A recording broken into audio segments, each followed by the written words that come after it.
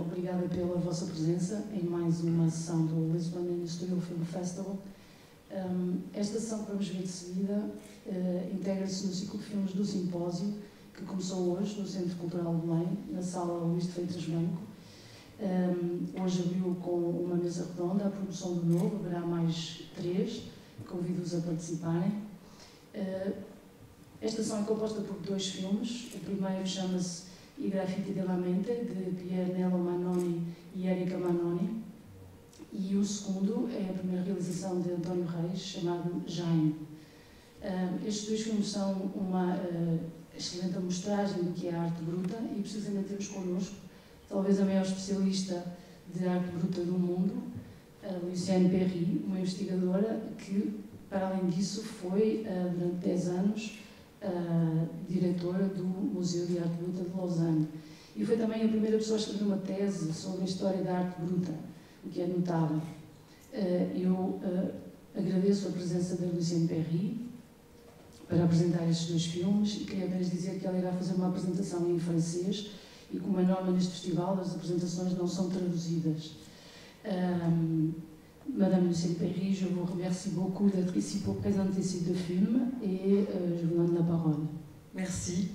Bonsoir à tous. Alors je vais parler en français, parce que malheureusement je ne parle pas portugais. Je vous remercie d'être présents ici ce soir pour découvrir 2 films qui sont 2 films importants dans le monde de l'art brut, parce qu'en fait ils donnent la parole à des gens qui n'ont pas eu la parole et qui se sont emparés de cette parole en dessinant et en écrivant. Le premier film est consacré à un auteur d'art brut portugais extraordinaire, Jaime, qui lui a écrit, mais qui a dessiné aussi. 2 moyens d'expression différents, mais pour lui, eh bien, il n'y a pas grande différence. Le verbe et l'image, eh bien, ce sont 2 moyens dans lesquels il a trouvé un moyen de trouver une sorte de liberté, puisqu'il était, comme vous le verrez, enfermé. Le premier film sera consacré au Graffiti della Mente. C'est un homme italien, Fernando Nanetti, qui lui aussi était enfermé dans un hôpital psychiatrique, comme Jaime, et qui en fait a décidé de trouver une sorte de liberté avec une manière, c'est-à-dire celle de l'écriture. Et ce qu'il y a d'extraordinaire, c'est que ces personnes, alors même qu'elles étaient enfermées, on imagine bien que c'est quelque chose d'extrêmement difficile, ils vivent un drame, ils vivent une tragédie, mais ils arrivent à aller au-delà de cet emprisonnement, de cet enfermement. Ils transcendent cet enfermement et ils trouvent une manière de créer, de trouver une création symbolique, une création onirique, fictive.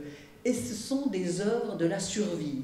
Les œuvres de Jaime, les œuvres de Nanetti sont les œuvres de la survie. C'est le seul moyen qu'ils avaient de garder la tête hors de l'eau. Moi, je trouve ces 2 films magnifiques parce qu'ils sont des évocations. Ce sont des manières de donner quelques pistes. Vous verrez, ils sont très émouvants.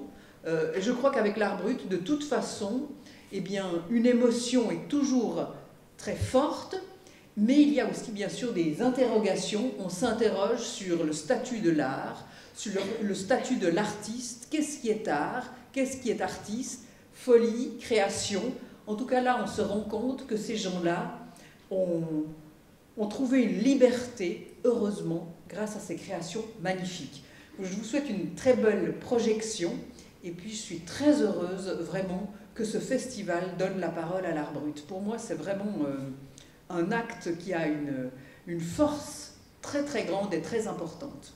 Merci beaucoup d'être là, présent à ce festival.